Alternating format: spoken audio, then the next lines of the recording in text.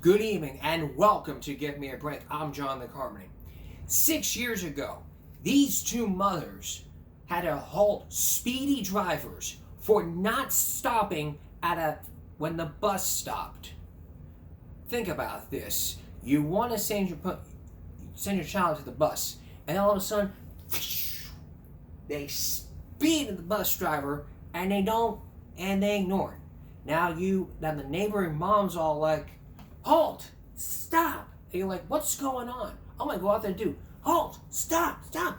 Stop! Stop! Well, 6 years ago, back in 2019, those two mothers you're about to meet tonight, they say they've had enough of all of these speeders passing by the bus stop, even though they're picking up the kids. A lot of you don't realize this. They've had enough, and these mothers want to change. What kind of change are they looking for? And what can happen to you Floridans, to all you Atlanta Floridas out there, if you decide to be like these speeding dummies who want to drive by the bus stop, who want to drive by the buses when they say stop during the next school year? Well, take a look.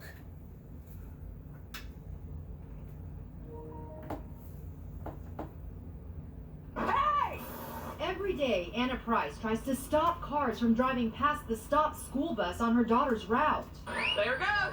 And you saw how I ran out? They were still coming. If I had run out, they would have still came. We scream at them You gotta stop. and yell at them to stop. Wow, that's amazing. I mean, it's crazy. You better stop. They've even shot cell phone video of it happening Stop. over and over and over again. Seriously? It's frustrating. It makes you mad. I would stop for your kid. You're all supposed to stop. That's just what you do. Thank you. But it's progressively gotten worse. So we staked out the bus stop for 4 days last week. The first day we saw 3 cars drive by the flashing lights, and the next day wasn't any better. Hey! As we caught 2 more drivers on camera speeding right past the stopped school bus, and 2 others stopped right in front of us at the last minute. Even if you don't know if you should stop, err on the side of caution and just stop. It happened again and again the next 2 days. I feel sick. Watching these cars not stop just makes me sick. Both Anna and Sherry say they've called the Orange County Sheriff's Office to report the problem, but they claim nothing happened until we showed up. We called both the Orange County School District and the Orange County Sheriff's Office about what we caught on tape, and on Thursday morning, Anna shot this cell phone video. Of course. Boom. 1. Showing a white van blowing right by the bus and right by an Orange County deputy parked nearby surveying the scene.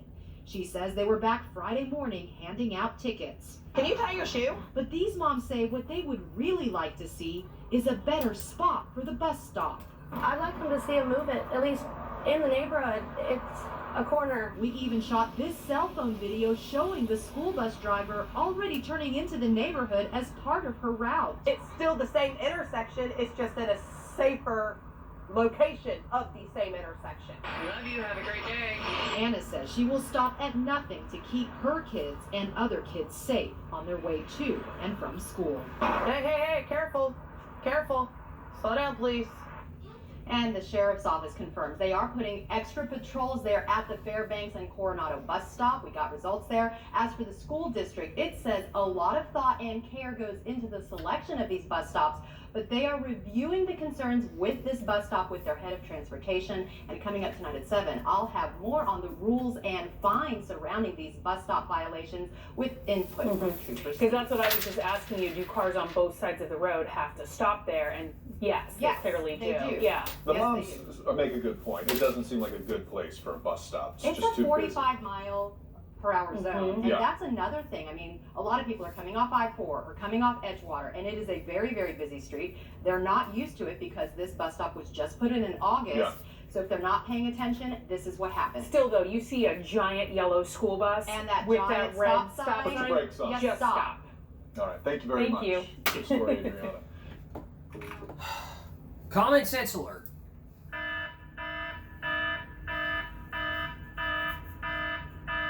And you know, it still feels good to this day. If you see that bus and these kids are want to get on that bus, you stop. You do not speed ahead and Because I get it. You're in a hurry to go to work. You're in a hurry to get your other kids to school. I get it. I understand where all y'all are coming from. You want to go to work on time. You want to get your kids to school on time. Your kids are late. You got a doctor's appointment. Hey, I understand. I know what it's like to be in a hurry. But you have to follow the rules. Rules are there for a reason. Without rules, there will be no civilized society. Otherwise, if we didn't have laws put in place, none of this wouldn't happen and we wouldn't even be here talking about it. So what's the bottom line here? You stop at a bus stop. Sorry, I didn't mean it like that. What I meant was, if you see the bus and it has to stop on it, you stop. You wait for the child to get on. Then once the bus is loaded and it leaves, you're good to go. If the bus driver is going to tell you to go, then you either ignore that or you do what they tell you. It's common sense, you know. School safety is number one priority, especially when it comes to special needs. It's not just school bus safety, it's also the special needs safety. Still ahead, back on Monday, we told you about special needs safety from Project Baltimore. But now, the story continues with one superintendent and the look over special needs safety. And later on, more of Stone Phillips' interview with Jeffrey Dahmer back in 1994. Exclusive footages you had never seen until now. Please stay with us.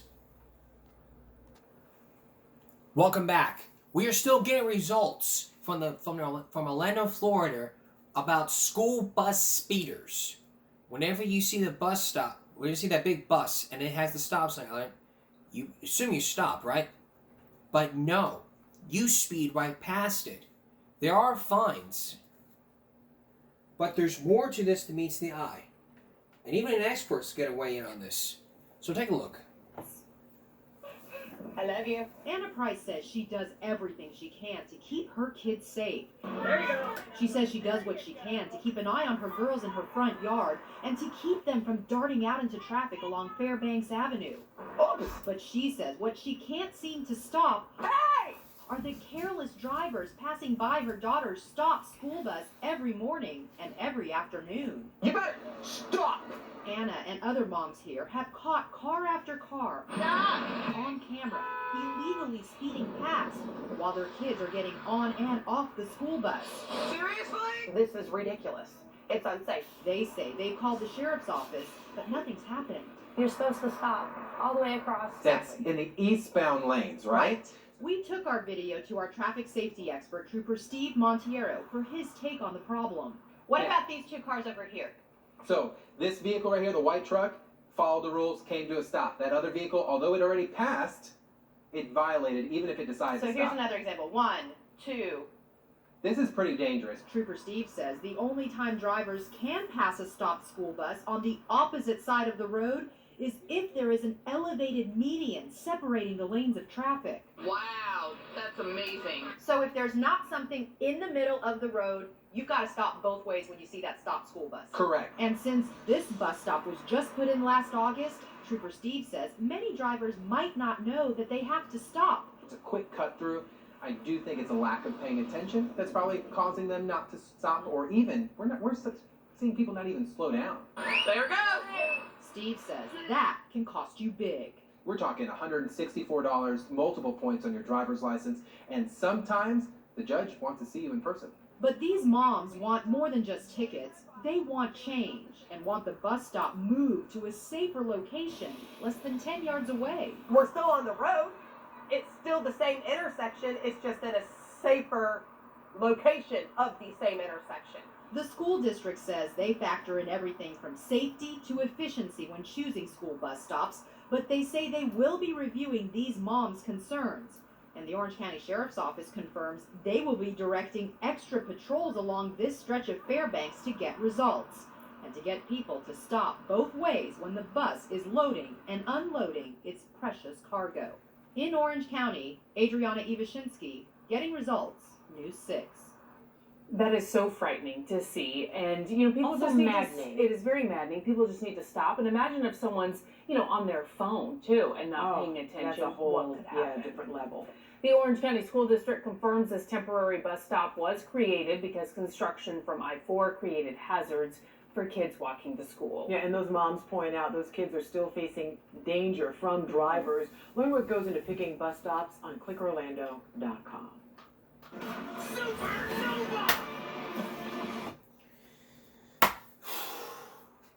Like I said before, if you see a bus loading or unloading kids, stop.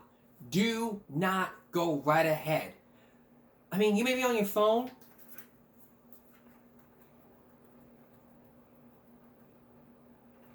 And not pay attention. We have laws for a fucking reason.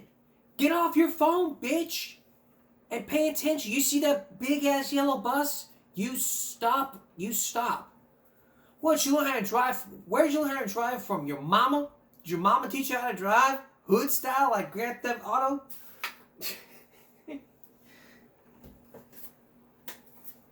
Judge asks you, where'd you learn to drive?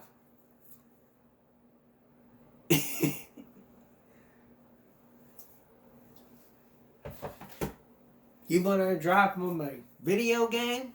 Judge Joe Biden be like, you go in front of Judge Joe Biden and be like, I'm such a stupid person. Yes, you are. A big dummy. Be a man. Oh, no, you're not. You got your hands in your pockets. Body language. You have to understand. You need to be understandable about this. This is no joke. We're talking about over $100 worth of fines, points on your driver's license. And when you go up to the judge, you'll be like, I'm sorry, Mr. Judge. I was on my phone. I didn't know. I was on my phone. I didn't know. I was talking with my friends. I was talking to my co-boss. I was doing this. I was doing that. There is no excuse. You know what they teach you in the Marine Corps? Not to make excuses. If you were in the Marine Corps years ago, you were taught not to make excuses. Shame on you.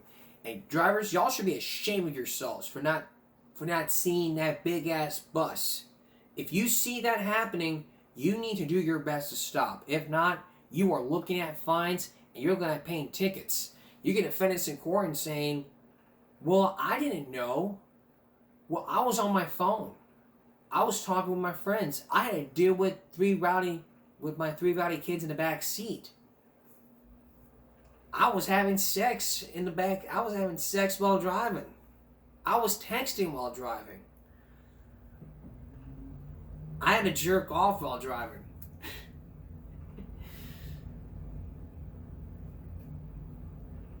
I was flipping off people while driving. It's not that. I get it. You're in a hurry to go to work. You're in a hurry to get your kids to go to school. You're in a hurry. You want to beat the traffic. I get it. But rules are made for a reason. If you don't want to be like these Missouri parents are, you need to learn all about safety. And if you don't know about safety, here's what I want you to do. 2 things.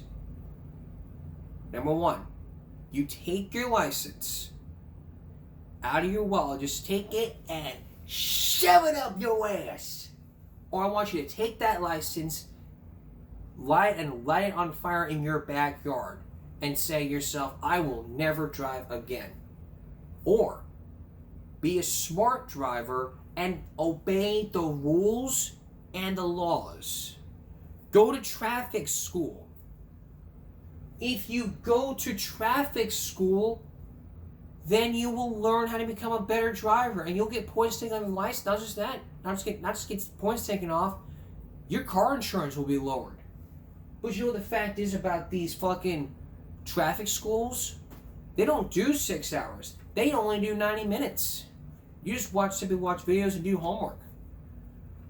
But that's not the case no more, because that's not the case no more. You'll be over there all day. Even if you gotta take a day off of work, your boss will understand. Like, oh, I understand. You gotta do court orders, but it will be on that paperwork, and You may defend it saying, well, I can't have a missing work. The bottom line is this: if you want to become a better driver, follow the rules and obey the driving laws. That's a real simple rule. And another thing here is, if you want something like this happening, if you want to find a different bus intersection, you talk to the school board about it. Simple things. You may be familiar with our story on Monday about special need, about a special needs student who died because he choked on a latex glove, which caused one school district to be sued, settlements, and even looking into cases about special needs safety. Up next, there's more about this from the superintendent. And still to come, Jeffrey Dahmer back in 1994. Please stay with us. Monday, I brought you the story of a special needs student who died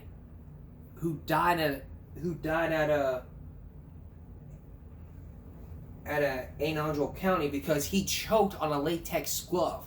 That prompted lawsuits, settlements, and new changes to school safety when it comes to special needs. Now there's more to this. The superintendent is now saying there is change. But the question is, after the death years ago, is this change going to work? Is it going to make every special needs student in that county feel safe? Or is it going to be the same like in Baltimore? Or is it going to happen again? Here's Chris Paffs. This is the interview. How are you? Doing well. Nice to meet you. Nice to meet you too. That took Project Baltimore nearly 3 weeks to get. There we go. Anne Arundel County Public Schools Superintendent Dr. Mark Bedell discussing a Fox 45 investigation into staffing concerns for students with disabilities. Do you feel that special needs students in Anne Arundel County are safe? I believe our kids are safe based on the protocols and the systems that we have in place. We've not had a major event occur since I've arrived, right? And I think that's important. We asked Bedell that question on behalf of concerned parents like Brian Levy. Who do you blame? It's the Board of Ed. It's your anyone who's funding these positions. We should be screaming from the mountain at every moment. This isn't okay. In November 2019, Brian's son, Bowen Levy, choked on a rubber glove in school while attending Central Special, one of 3 special needs schools operated by Anne Arundel County Public Schools. The 17-year-old was diagnosed with autism, combined with pica disorder, a condition where he would try to eat non-food items.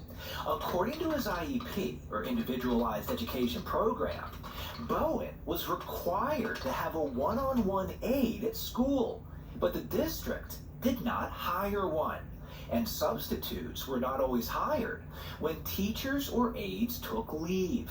And on the day Bowen choked, no one was there to save him. 5 days later, Bowen died. There's no one that I had more respect for than my son's teachers and aides. He was so tough. The fact that we're not giving them the resources they need, the fact that they're the ones who are feeling that guilt, that destroys me.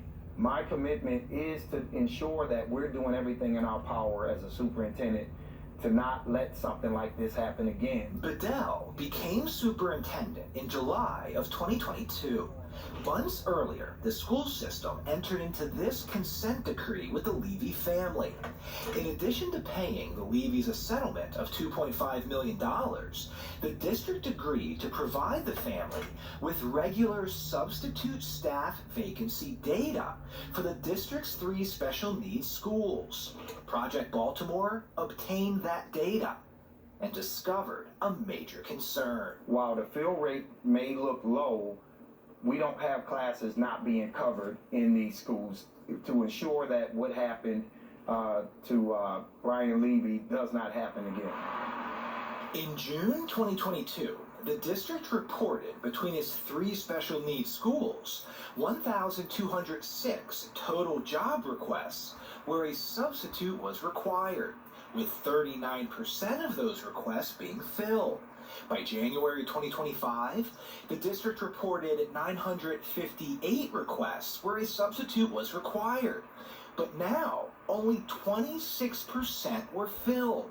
That means 74% of the requests for a substitute remained vacant. Can you explain why only 26% of requests for substitutes in mandated roles are being filled? I think nationally there's been a lot of struggles with folks being able to get substitute fill rates at a high percentage. To address those struggles, Bedell created an assistant superintendent position for special education and instituted $2,000 stipends to help recruit special education teachers. He added permanent substitutes and temporary teaching assistants to fill classroom time when needed. Bedell also explained how the district offers teachers additional pay to cover special needs classes during their planning periods. Overall, based on my conversation with our team, we've been extremely well staffed since I've arrived. Bedell's approach of relocating staff to fill vacancies is similar to the strategy used to provide coverage for Bowen's classroom on the day he choked. The difference, according to Bedell, is that every student who requires a one-on-one aid in their IEPs, he believes, now has one. Fox 45 News is looking into that claim. That's probably one where I need to get back with you because I don't want to give you false information on that. My understanding was students who had one-to-one in their IEPs have one-to-one staffing with them. What are your thoughts on Dr. Bedell's approach to address staffing concerns for special needs students? Are you the parent of a student with special needs in Anne Arundel County or any other district? We want to hear from you. Call our hotline, send me an email, follow us on social media, hit thefoxbaltimore.com to follow our progress. I'm Chris Pabst, and this is Project Baltimore. As this person with special need who's on the spectrum, it really makes me sick. I deal with shit like this throughout the 8.5 years on Give Me a Break. And throughout the 8.5 years, we focused on education from Baltimore County. It's not just Baltimore County. I mean, we focused on inclusion. Remember Sean Bay? They wanted him to be just in a special needs class. But the federal government was like, you need to start doing inclusion. Basically, inclusion is like you put special needs children with regular kids. And that causes problems. It causes huge problems in the Baltimore community and even in that county. The state and states and Maryland is just, even though,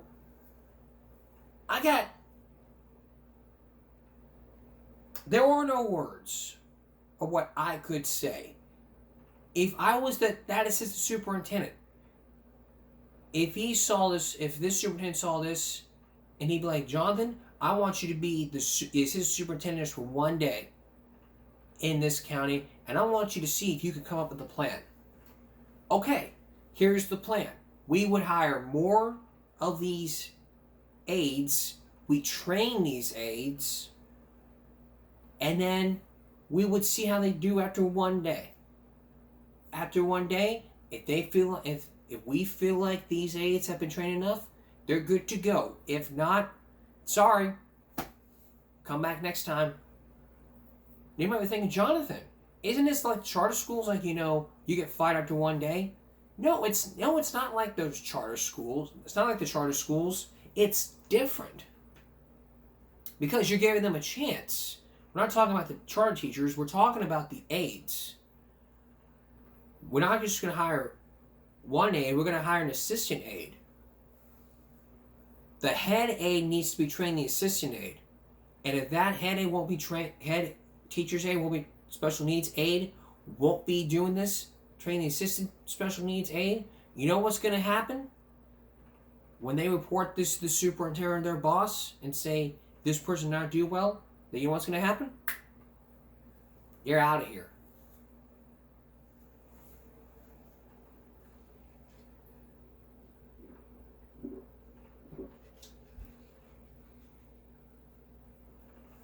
Believe me, it's not the same as those charter schools. And even if it was school choice, most states would not even consider doing school choice. Next, John Stossel weighs more in on school choice like he did on Stupid in America back in 2006. Please stay with us. Texas and South Carolina, they were just one of the few states this year that passed school choice. If you happen to tune in to get to this broadcast, we focused in on school choice from John Stossel's Stupid in America, how we cheat our kids, and how we talked about competition, how it makes everything better. But now, it's not just Texas that's passing this, it's South Carolina. That's right. South Carolina is the 17th state that's passing school choice. But the state of Maryland will not do school choice because nobody likes competition. Think about it. Like we talked about, competition makes everything better. It's why we have different video game consoles. Would you consider a PlayStation or an Xbox? Would you consider a regular TV or smart TV? That's what competition does. And that's what competition is all about. Here's John Stossel. School choice has come to Texas. Texas recently became the 16th state to help parents choose which school their kids attend. South Carolina followed a few days later. This is a good thing. Competition improves services. The post office couldn't get it there overnight. Then FedEx appeared, and suddenly the post office improved its speed. It's not as good as the private companies, but still, they got better. Consumer choice is a big reason capitalist countries outperform socialist ones. But in most of America, parents have little or no choice when it comes to which school their kids attend. Bureaucrats decide based on where you live. Live in a poor neighborhood with a lousy school? Too bad, you're stuck. And in trouble if you try to sneak your child into a good school. One Ohio mom is currently sitting in jail, accused of illegally trying to get her daughters into a better school district. This naive reporter parrots the government spin. Prosecutors say a private investigator even caught her red-handed on video living in the wrong district. The wrong district? She was cheating, getting a quality education for her daughters without paying the right taxes. At least the anchor understands. People do it because they're just trying to get their kid a better education. Right. But teachers' unions and government school bureaucrats don't want parents to have choices. They don't want the competition. Shame on you! Shame on you! Years ago, New York City's teachers' union came to my ABC office to shout shame on you at me. We are here to demand an apology from 2020's John Stossel. I had done a primetime special called Stupid in America, How We Cheat Our Kids. My report showed how some other countries let kids choose their school.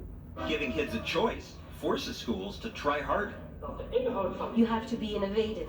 So if we don't succeed, we just run out of business. But American teachers said, competition is not for children. It's not for human beings. It's not for public education. I confronted union boss Randy Weingarten about how hard it is to fire even a very bad teacher.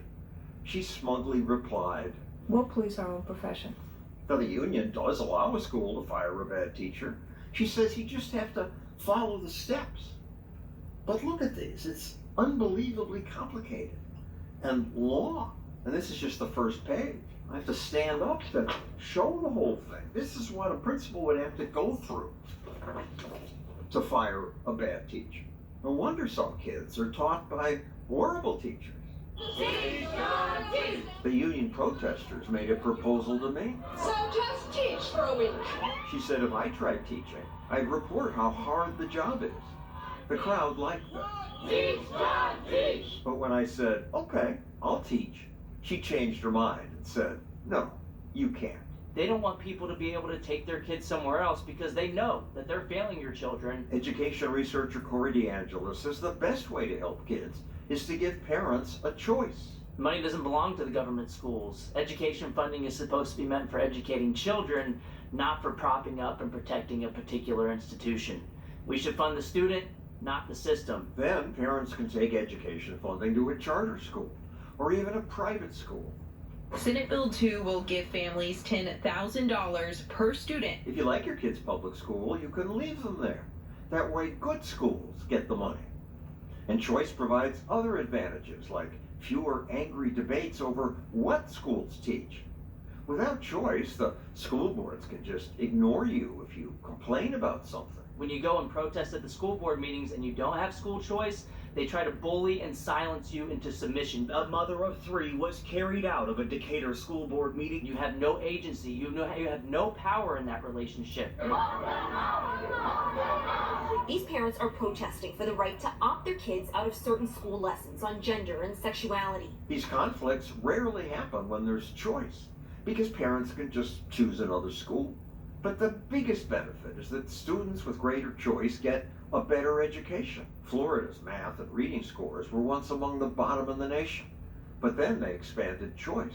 Most recently, they were ranked #1 on the issue of education, and it's not a money issue. They spend about 27% less than the national average, and they're knocking it out of the park. The Sunshine State, #1 for higher education. Finally, when there's choice, government schools get better too. Just because a parent can leave, that makes the school better? Only then will the school system have true incentives to cater to the needs of families and their children, as opposed to the other way around. It's insane to take money away from those schools to give it to private schools. That's another misleading argument.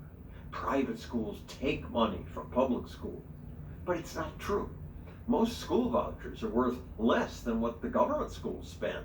So when a student leaves, the government school is left with more money per student. Traditional public schools financially benefit because they get to keep thousands of dollars for students they're no longer educating. But media leftists still say schools don't have enough money. They're underfunded. If we want our public schools to get better, you can't take money out of the system. That's just ignorant. No one's taken money out of the system. Funding keeps rising. The government schools in the United States now spend around $20,000 per student per year. That's about 60% higher than average private school tuition. $20,000 per child. Where does that money go? A class of 20, that would be $400,000. How can they not do great work with that? You should be able to hire 6 great teachers for one classroom. It goes to administrative bloat and staffing surges. I see that looking through school district directories. Student enrollment's basically flat, but the number of administrators increased by 95%. Places that have stronger teachers unions had larger administrative bloat problems over time because they are insulated from competition, and the best solution to this problem is to make the funding portable, follow the child, and then maybe these administrators, they'll have an incentive to up their game, shape up, or go out of business. If there's choice, the parents will soon see, hey, this school teaches better. I want my kid to go to that school. And that school's good ideas will spread. That's exactly right. Competition is a rising tide that lifts all boats.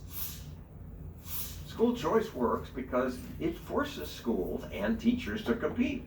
And do better. Not everybody wants to try it. It's like being a picky eater. It's like a child being a picky eater saying, I don't want broccoli. Saying, I don't want that. I want McDonald's. Do you have McDonald's money?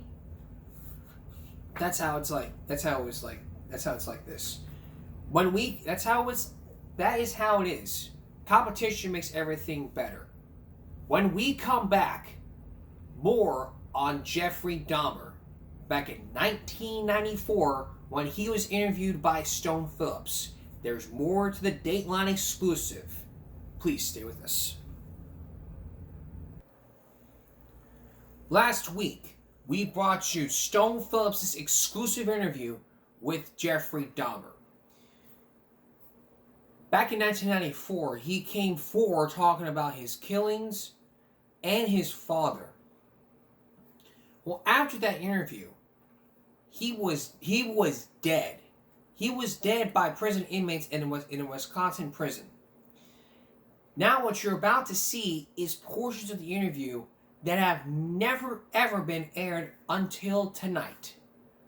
And years later, MSNBC aired more of Stone Phelps' interview. All of it. It was called Confessions of a Serial Killer.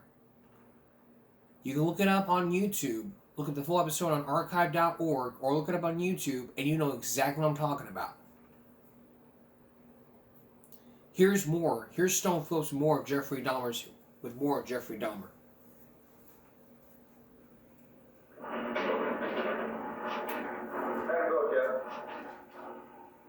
One of the main reasons for my continuing to do the things I did for so long was because I felt that I didn't have to be accountable to anybody. I just felt that you lived, you died, and that was it. There's no lasting consequences. Chilling words from what turned out to be Jeffrey Dahmer's first and only network television interview during a visit last February with his father and stepmother in this maximum security prison. You feel entirely relaxed? It was only a few hundred feet from this visiting room that he was bludgeoned to death by a fellow inmate. But when we met Dahmer, he didn't seem worried about his safety. How are things going here for you? Slow and steady. Nothing out of the ordinary. And then, in the most matter-of-fact way, Dahmer began describing the gruesome impulses that drove him to kill and cannibalize 17 young men. Impulses that first surfaced with a bizarre fascination with dead animals. In 9th grade, in biology class, we had the usual dissection of fetal pigs, and I took the remains of that home and kept the skeleton of it. And I just started branching out, dogs, cats. I suppose it could have turned into a normal hobby like taxidermy, but it didn't. It veered off into this. Why, I don't know. There may have been some violence involved, some underlying subconscious feelings of violence. It was a compulsion. It became a compulsion. I don't understand it. Was there some pleasure in the cutting open of the animal? Yes, there was. No sexual pleasure, but just it's hard to describe. Sense of power, sense of control. I suppose that's a good way of putting it, yeah. To look at the Dahmer family's home movies, filled with innocent images of the killer as a child, is to wonder, as his parents did, how a life could go so horribly wrong. One of your dad's biggest questions is when you began to slip away, when you crossed over into this world of obsession or dark fantasy from which you just couldn't return. Can you pinpoint that? I think it was around age 14 or 15. Started having obsessive thoughts of violence intermingled with sex. And it just got worse and worse. I didn't know how to tell anyone about it, so I didn't. I just kept it all inside. Why do you think that was? Because from about 15 years on up, a great deal of my thoughts were basically unshareable with anyone. It's impossible to know why Jeffrey's obsessions progressed from roadkill to humans, but it didn't take long. I had this reoccurring fantasy of meeting a hitchhiker on the road and of taking him hostage and doing what I wanted with him. And I never in my wildest nightmares thought that it would become a reality. But in the summer of 1978, Dahmer came across a hitchhiker named Stephen Hicks and brought him home. The house was empty. Jeffrey's parents had recently divorced, and he was home alone, with no one to stop him. I wish I just kept on going, but I didn't. Turned around, picked him up, and that's when the nightmare became a reality. What happened after you took him to the house? We talked, had some drinks. I knocked him out, and That was the first time. Was this about some kind of desire to keep these people with you, not to be abandoned, not to have them leave? I think that did play into it, but there was a big element of wanting complete control over someone, total control, not having to consider their wishes, being able to keep them there as long as I wanted, and that was a big part of it. Lust played a big part of it, controlling lust. Did you want to try to stop? Yes, I tried. I tried to stop. And the killing did stop for 6 years. But Jeffrey said in 1984, while living here at his grandmother's house in Milwaukee, his violent compulsion consumed him once again. One night, cruising these bars in downtown Milwaukee, he met a young man and took him to this hotel. I had put some sleeping pills in his drink to render him unconscious. And was just going to spend the night with him. When I woke up in the morning, my forearms were bruised, and his chest was bruised, and blood was coming out of his mouth. He was hanging over the side of the bed, and I had no memory of beating him to death, but I must have. And that's when it all started again. And once it started again, you found it impossible to stop. Right, that's when the obsession went into full swing. My only objective was to find the best looking guy that I could. I went to bathhouses, I went to bars, shopping malls. Their sexual preference didn't matter to me. Did their race matter to you? No, the race had nothing to do with it. It was just their looks. Was there something sexual in the dismemberment of the bodies for you? As time went on, yes, I did get there was a sexual part to that. I started saving the skeletons and preserving other parts, and one thing led to another. It took more and more deviant type behaviors to satisfy my urges, and so it just spiraled out of control. Why the cannibalism? That was another step. It made me feel like they were a permanent part of me. Besides the just mere curiosity of what it would be like, it made them feel that they were a part of me, and it gave me a sexual satisfaction to do that. Yeah, Jeff can do that. Lionel does that. By the time this home video was shot on Thanksgiving Day 1990, the murder count was up to 9. But you'd hardly know it watching Jeffrey relax in his grandmother's living room, engaged in small talk, as if nothing much was happening in his life. You're looking good. Grandma was saying that she thought that you got quite a bit thinner, but you look fit. I don't know. Well, I've been surviving mostly on McDonald's food. It's just so much easier just to pop into a restaurant. But yeah, like I've said before, it gets too expensive, and I have to start eating at home more.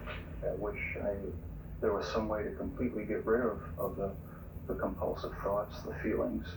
So the thoughts still come to you? Sometimes, yeah. I'll probably have to live with it for the rest of my life. If the compulsions were inescapable, so too was the final realization that he would have to answer for his crimes. If a person doesn't think that there is a God to be accountable to, then what's the point of trying to modify your behavior to keep it within acceptable ranges? That's how I thought anyway.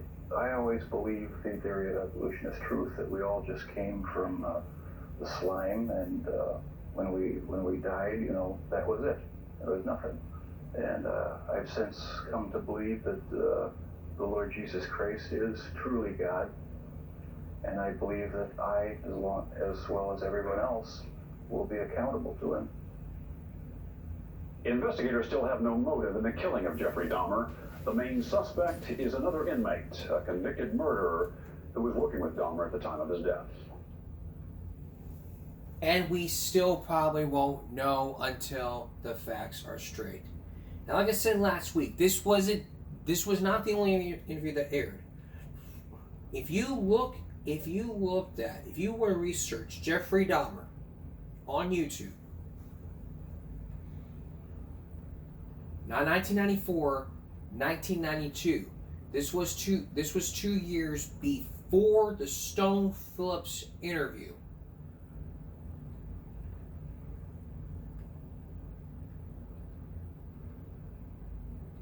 Or just look up Communication.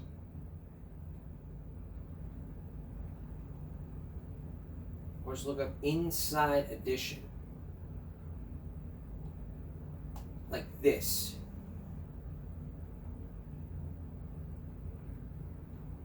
I don't know. This was when Bill O'Reilly was with Inside Edition. Now, we're not gonna play this. We're not gonna play this today. Not today, because like I said, this was before Stone Phillips' interview. This was his first. The second one was his last. So, I'm thinking, are you gonna play this? We're not gonna play it today because not only because we still got more to do, but because I don't want to spend another hour, going into the mind of a serial killer. Because as we know, there are traits to a serial killer. He had 9 of the traits, while the kid from the Parenting America Dr. Phil episode, he has 7. And that's what can happen to a child these days. If you want to see more of the interview with Jeffrey Dahmer, we'll have links. This episode will have links to. If you want to see Stone Phillips' full interview on MSNBC, we will have the link in the description below or in our newsletter at givemeabreak.substack.com.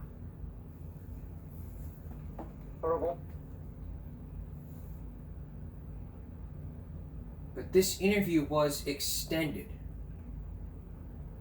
This was an extended interview with Jeffrey Dahmer. And it's like I've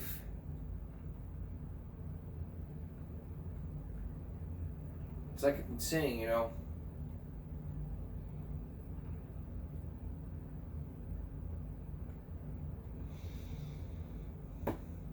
there are people that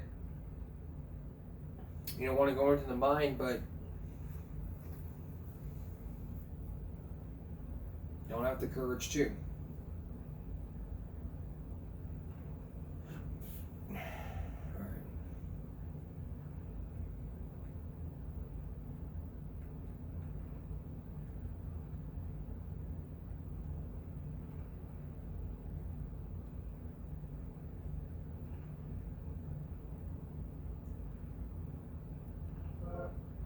We had as you recall, back in 2019, we had a special guest on him, Eric, who had his own opinions. About bullying.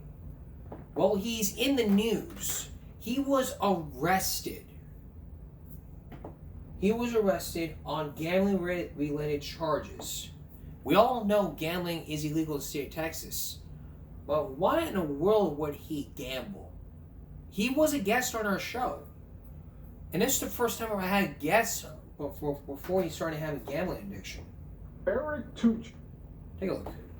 Eric Tuches, founder of the Corpus Christi Chronica website, has been arrested for several gambling-related offenses. This stems from a game room investigation last month from Corpus Christi police that resulted in that game room shutting down. Tuches has been charged with engaging in organized criminal activity, operating a game room, gambling promotion, possessing gambling paraphernalia, and keeping a gambling place. He's being held in the San Patricio County Jail for warrants out of Nueces County.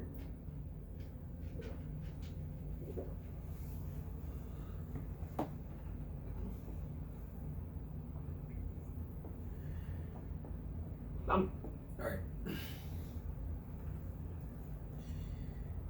One more here for him. Are you planning on doing Beach to Bay this year? Well, if you are, you may want to do some, well, with higher temps around, you may want to do some you may want to do some hydration. But what can that mean to get warmed up? Could you eat a lot more carbohydrates? Here's my good friend Tony Hallamir. Beach to Bay is just around the corner, but this year it lands on May 31st, 2 weeks later than normal. That means hotter weather, and runners have tips on how to prepare. Make sure that you start hydrating at least a week before. Avoid any extra sun exposure a few days prior. I don't just drink water. I make sure that I'm getting my BCAAs in, my EAAs in. All of that factors into having a great run. Laura Flores and Neldy Vidrio are both avid runners and know a thing or two about running in intense heat. The temperature is going to make a big difference. NOAA records show the average temperature on May 18th in Corpus Christi is 78 degrees, compared to 86 on May 31st. And that's not factoring in humidity, which impacts the feels like temp. It's going to be hotter. It is later in the month of May. I think it's really important for all runners to start hydrating now. If you're not, today's the day. The runners recommend things like salt tabs and pickle juice to stay fresh mid-run. But a key tip, making sure you carb up the night before. Make sure you eat a lot of carbs the day prior, so that way you're running on carbs. You have plenty of fuel in your tank. Pasta, that's kind of my go-to. It settles well in my stomach and I don't have to worry about it, so I definitely carb load with pasta. Health experts remind of one risk when exercising in this weather: heat exhaustion. And that can quickly progress to heat stroke if you don't do something about it right then and there. So again, get in a cool place, drink lots of water. For more tips and information about the race, visit our website, christv.com. In downtown Corpus Christi, I'm your neighborhood news reporter, Tony Jaramillo, Chris 6 News. You know what? I might ask him if he wants to be a special guest. If he wants to be my special guest, because we're thinking about doing a Flashback Friday for our season finale. Coming up after Beach to Bay. I want to have him on the week after so that we can look back at the stories together, because we're approaching the season finale, and I want to have him come on so that he and we can look back at some stories, including me. And so we would do that and walk him through the process of this broadcast. So Beach Bay's coming up. Make sure you get these. To take this very seriously, otherwise you could die of heat stroke. If you don't, you might be sorry. We're going to take a break. We'll be right back. As parents, we ought to teach our kids lessons in life. But what happens when your child starts to get smart with mom and dad? I would never have thought about that. Until we figure out what tonight's Foul Break's going to be. It's tonight's Foul Break, how parents teach you, the child, a whole lesson. And to help us out, the Classics YouTube channel. Hey, Dad. Hey, what's up, man? Where's my cologne? Your cologne? I don't know. I don't have it. I don't know. What do you mean you don't know? You know I can smell it, right? That's how cologne works. That's why I didn't ask you, have you seen it? I asked you, where is it? I don't. You know, I think it's in my bathroom. Yeah, it's in there. Okay, well go get it. I'm not going in your bathroom without a hazmat suit. Go grab it. Okay. Thank you. And you know you're not supposed to use the whole bottle, right? Yeah, Dad. I know that. Why are you telling me that? Never mind. I don't know if we need to like send you a text message, since that's the way you like to communicate, because it doesn't seem to be getting through to you, man. Clean this room. Like, how do you live like this? Okay, I'm just in the middle of doing something right now, but I'll clean it, Dad. Man. Hey, Dad. What's up? Hey, I'm just saying, like, since this is like my room, you know what I mean? Why do I have to clean it when y'all want me to? Why can't I just, clean it when I'm ready to? You know what I mean? Like, I just don't get that. Wow. Okay. Give me 1 second. Babe. Yeah. Your son has something he would like to tell you. Yeah, tell your mom what you just Or ask the question that you just asked me. Okay, I'm just saying, like, since this is my room, why can't I just clean it when I want to? You know what I'm saying? Not when y'all want me to. His room. It's his room. Wow. This came a lot quicker than I thought it would. Yeah. So, before we get started, I just wanted to say I'm so proud of you for taking on such a big responsibility. So. Yeah. Are you proud? Yeah, I am. I mean, because we've been waiting to rent this room out, so. Yeah. So, Looks this for me. is your lease. We drew it up, a few years ago. We thought maybe you'd do this. So. Is that it? Yeah, we start with that. Okay. So yeah, in order to move in, it's gonna be first, security, and last. But Ma, I live here already. Yeah, that's irrelevant. Monthly expenses as far as utilities. Let's see, how much water do you think he uses? Well, them 3 showers a day.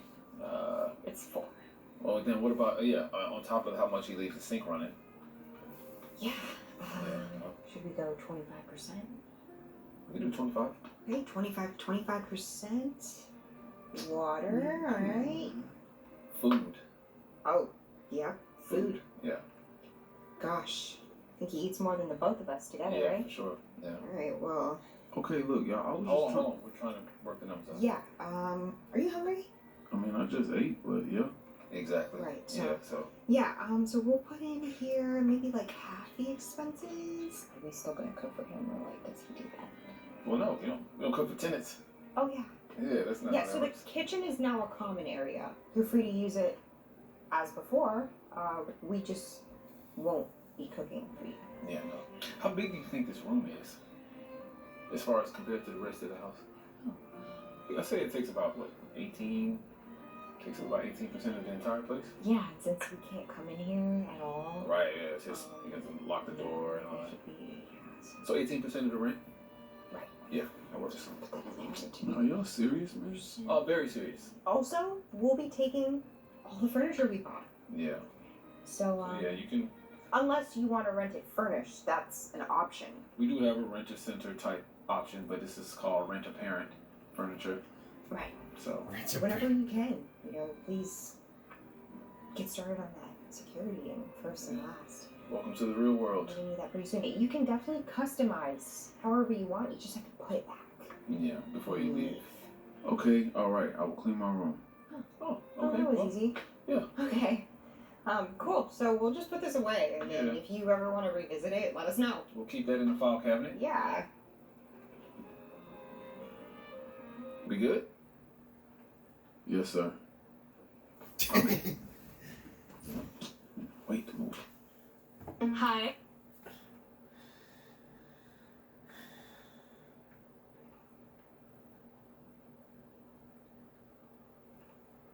And there's even more to this. Like this one. Let's go, Johnson. Get up. Let's go. It's 5:30 in the morning on Saturday. Where did y'all get those costumes from? Don't worry about that. You got the showers and you got work detail before breakfast. Let's go. Come on, let's do it. Y'all already took my mattress, Mom. What's going on? That's Officer Mom to you. Oh, and we're giving you a glimpse into your future should you continue on this path that you're on right now. Are you serious? Absolutely. Okay, wait, look. I just took a candy bar.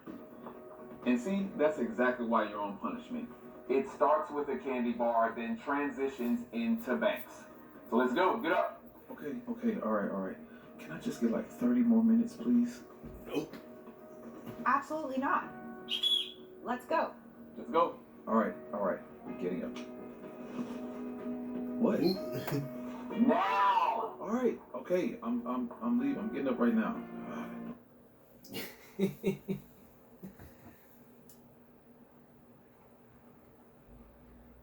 But the classic. This is one of my favorites from the classics. I don't know why I put an A in there.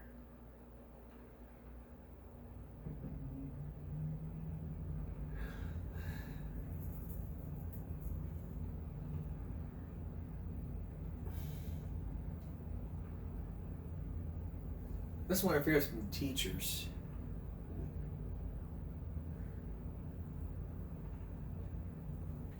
Take a look at this. Take a look at this. Maybe. Hey, can you guys keep it down? Can everybody just... Hey, can you guys keep it down over there, please? Hey, shut up, bro. Ooh. Wow. Not you interrupting the class. Shut up is crazy, and it's giving not enough attention at home. But hey, maybe it's my fault. Maybe I'm not doing what I need to make everybody feel welcome and accepted in this class. So moving forward, I'll try to make sure that this is a safe place and a safe space for everybody to express themselves and feel a little more together here, okay? Hey, hello? Oh, hey, what's going on? Hey, how's it going? So, one of the students came in here to the office to complain and said that you were being a little disrespectful today in class. I'm sorry, you said what? He said that you were being disrespectful to him. Oh, that's Cap. Excuse me? That's Cap. That's not what happened at all. Okay, well, can you explain what happened? Sure. I was... Wait, next weekend? I gotta go.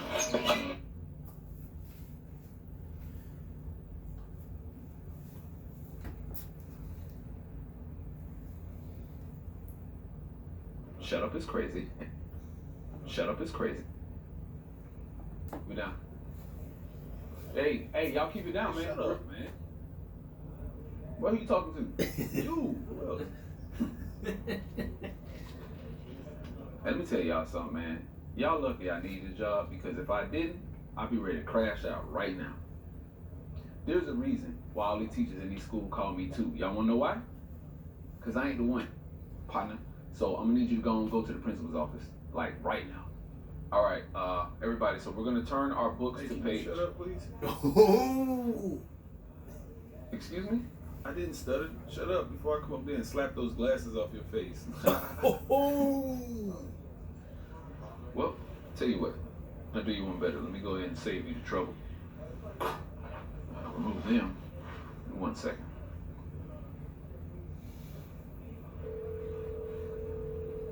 Ron, my man, 100 grand. What's the word? Hi, what up, John? Can't call it. Yes, sir. How you? Man, you know me, same ish, different toilet, every day. Hey, I hear that. What you need? Oh, well, I just needed to let you know, man, that your son just told me to shut up in class. Say word. Right? Cold-blooded. He also said he's gonna slap the glasses off my face. Oh, no, he didn't do that. Oh, yes, he did. All right, well, I'll tell you what, you go on and get started, man. I'm about to leave work early. I'll be up there in a minute. Tempo. Peace. All right.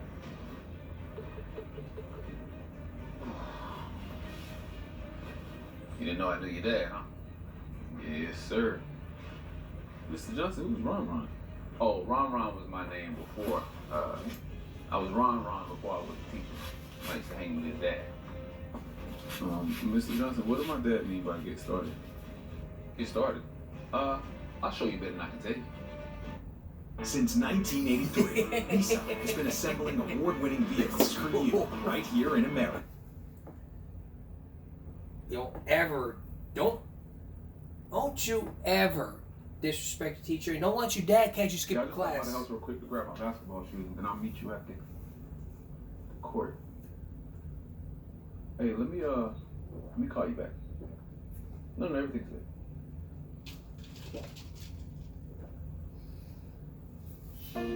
Father God, lead me to you, my rock. May your word give me strength and refuge. What time is it? Y'all definitely supposed to be in school. I know your mother. She'd be upset with you right now. And your parents, I'm actually not surprised that you're here. I don't even want to know why. I'm not going to ask why, because I know I'm going to get a stupid answer. Not even mad at that. Two things.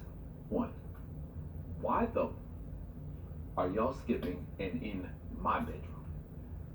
Don't answer that. These are rhetorical questions. I already know the answer. Okay? Two, everybody in here knows that I don't really have a set work schedule, right? I'm in and out on call, so I can show up at any time.